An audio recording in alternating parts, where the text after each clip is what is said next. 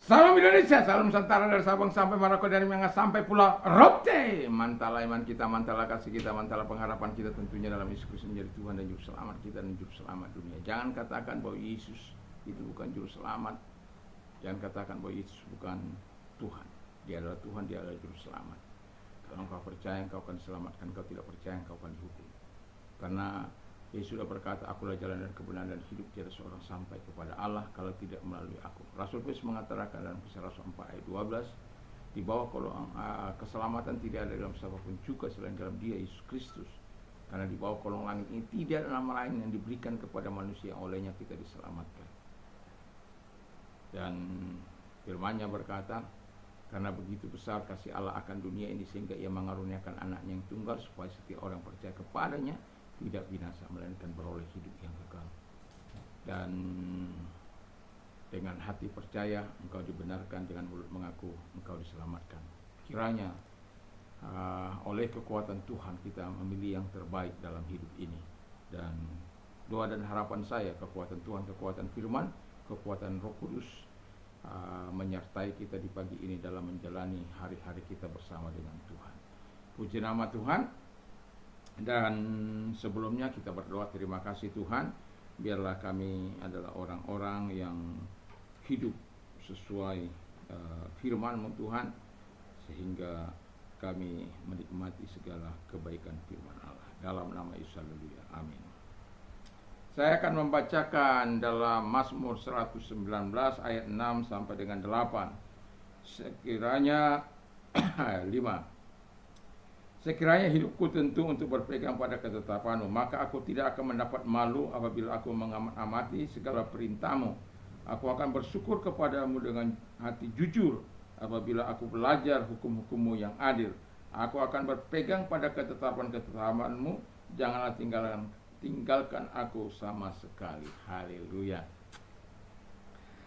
Firman Allah, hiduplah sesuai firman Tuhan, ya. Hiduplah sesuai firman Tuhan. Jadi kita perlu hidup sesuai dengan firman Allah, karena ketika kita hidup sesuai dengan firman Allah, kita adalah orang-orang yang berkenan di hadapan Allah. Dari pembacaan ini kita bisa menarik kesimpulan bahwa hidup itu, hidup yang sesuai dengan firman Allah itu adalah hidup yang melakukan firman Allah tiap-tiap hari. Jadi anytime you have situation, jadi setiap kali kita menghadapi situasi yang buruk mungkin, dan ingatlah bahwa engkau harus melakukan firman Allah, karena kita harus hidup sesuai firman itu. Dan kita tahu bahwa orang-orang, kalau kita membaca pembaca Alkitab yang baik, maka kita akan tahu bagaimana orang-orang yang hidup sesuai firman Allah, yang kemudian dia menerapkan dalam kehidupan sehari-harinya, bagaimana Tuhan menolong, bagaimana Tuhan memberkati, bagaimana Tuhan membela, bagaimana Tuhan menolong dia dari segala kesulitan-kesulitan yang ada, dan bagaimana Tuhan memberikan jalan keluar kepada orang-orang yang hidup melakukan firman Allah.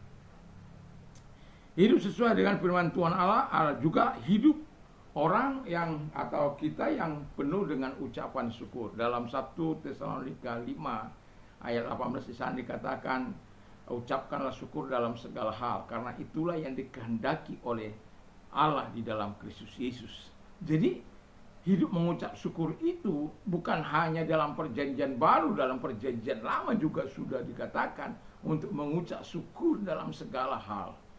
Termasuk dalam kemalangan kita, termasuk dalam penderitaan kita, termasuk ketika kita mengalami aniaya. Kita sudah melihat bagaimana orang-orang atau katakanlah Daud yang senantiasa bermazmur, bersyukur kepada Allah. Dia mengatakan bahwa memang Allah itulah yang patut menerima ucapan syukur kita. Bersyukurlah kepada Tuhan sebab Ia baik, bahwasanya kasih setianya untuk selama-lamanya. Jadi kita melakukan firman Allah dan hidup sesuai dengan firman Tuhan, Kita haruslah menjadi orang yang suka bersyukur. Dan saya seringkali katakan ketika kita bersyukur, dan Alkitab katakan mereka bersyukur dengan hati yang tulus, dengan hati yang benar, dengan hati yang ikhlas. Dan kalau kita bersyukur dengan cara yang seperti ini, saya yakin dan percaya inilah senjata pamungkas kita untuk menaklukkan hati Allah, untuk menggerakkan surga dan memberikan segala hal yang kita butuhkan dalam hidup ini. Kita memang tidak selamanya ketika kita berdoa langsung pas gitu ya. Ada masa-masa di mana seolah-olah dia berdiam diri. Dia seolah-olah tidak tahu dengan persoalan kita, dengan kesulitan kita, dengan penderitaan kita, dengan masalah kita. Nangis kau situ, biar gak apa-apa. Dia ingin melihat apakah engkau terus hidup sesuai dengan firman Allah atau tidak. Ataukah engkau hidup sesuai dengan kehendaknya atau tidak. Apakah engkau tetap mau taat kepada dia atau tidak. Proses itu harus kita jalani sebagai orang-orang yang percaya kepada dia. Tapi saya mau katakan, baca Mazmur 119 ini, hatimu akan tergetar. Hatimu akan begitu luar biasa dibuat oleh Tuhan. Dan saya mau katakan kepada kita semuanya, bukan berarti saya tidak membaca. Saya membaca dan bahkan memperkatakan firman Allah ini dalam hidup saya. Karena firman Allah katakan, your word is a lamp to my feet and a light for my faith. Firman-Mu adalah pelita bagi kakiku, terang bagi jalanku. Itu Mazmur 119 ayat yang ke-105. Dan di ayat yang ke-106 dikatakan di sana, I have taken an oath and confirmed it, that I will follow your righteous laws. Dan aku telah bersumpah. Dalam perjanjian baru kan nggak boleh bersumpah. Bersumpah demi langit, demi bumi nggak boleh. Dan ini pemazmur kata, aku bersumpah, bersumpah. Dan telah melakukannya. Apa yang disumpahkannya? I will follow your righteous law. Aku akan mengikuti hukum-hukummu yang benar, yang adil dan lain sebagainya.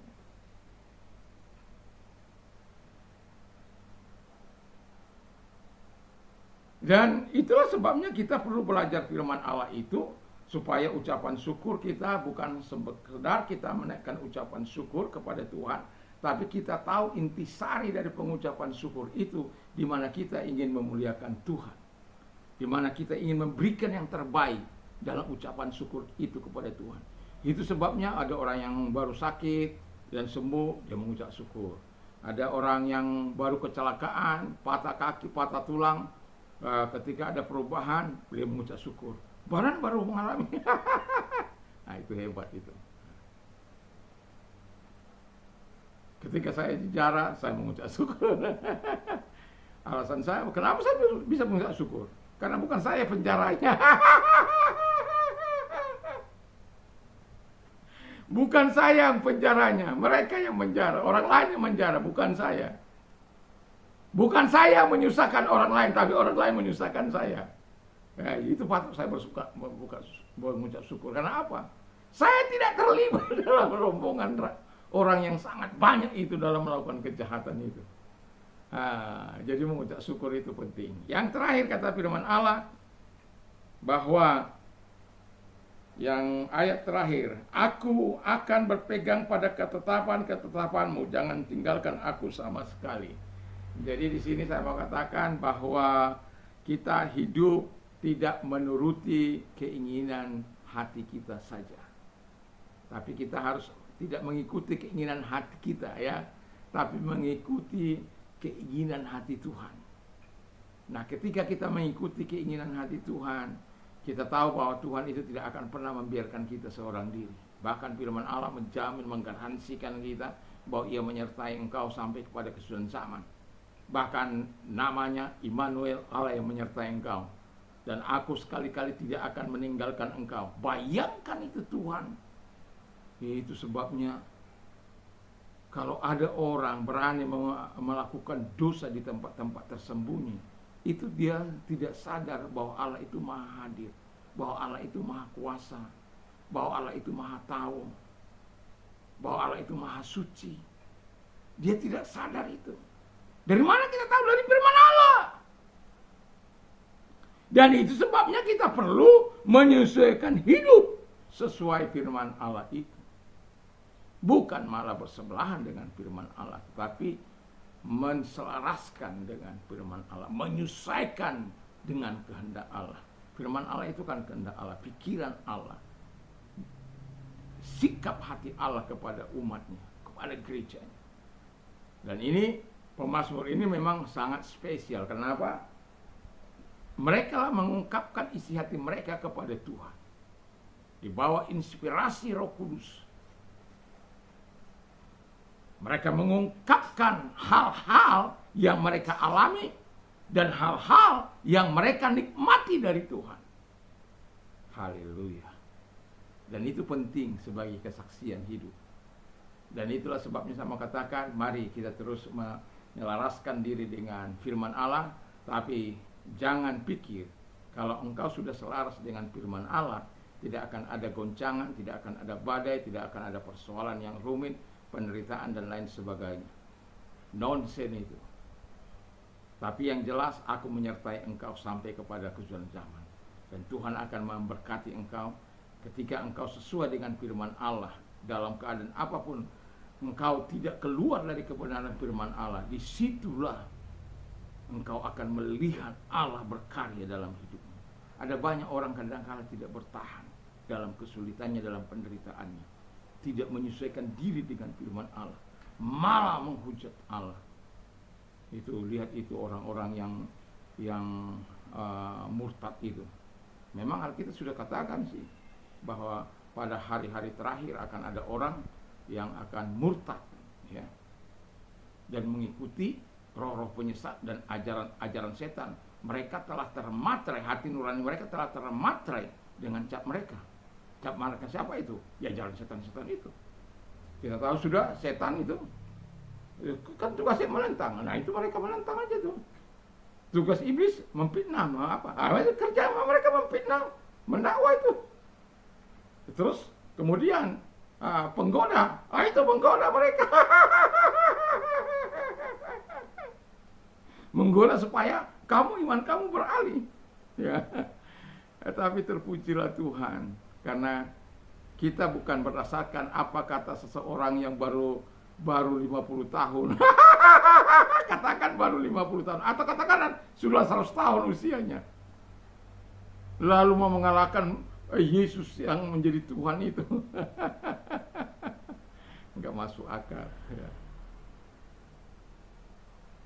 Kenapa? Mereka tidak ingin menyesuaikan diri dengan firman Allah. Mereka dipakai oleh setan menjadi alat penentang, alat pemfitnah, alat penggoda. Tapi kita sebagai orang percaya, ingatlah bahwa engkau punya tugas untuk hidup sesuai dengan firman Allah, supaya Tuhan menyatakan kuasanya bagi setiap kita. Mari kita tunduk kepala dan kita berdoa. Terima kasih Tuhan Yesus, kami berdoa kiranya Tuhan menolong kami untuk kami terus sesuai dengan firman-Mu. Dalam nama Tuhan Yesus Kristus, segala sakit penyakit yang mereka derita, mari Engkau tumpangkan tangan atas mereka dan sembuhkan mereka dalam nama Yesus. Sembuhlah mereka oleh kuasa-Mu, oleh lawatan-Mu Tuhan. Dan bagi mereka-mereka yang mengalami penderitaan, mari Engkau datang kepada mereka, Engkau menolong mereka, Engkau membela mereka Tuhan Bapa di surga. Di dalam nama Tuhan Yesus Kristus, kiranya Allah yang besar itu, Allah yang luar biasa itu, akan menolong mereka untuk menyatakan segala kebaikan-Mu kepada mereka, dan mereka memuliakan Engkau. Terima kasih karena kami datang kepada Tuhan, kami yakin dan percaya kami menerima pertolongan. Dalam nama Yesus kami berdoa. Haleluya. Amin. Tuhan Yesus memberkati kita. Mantap, mantap, mantap.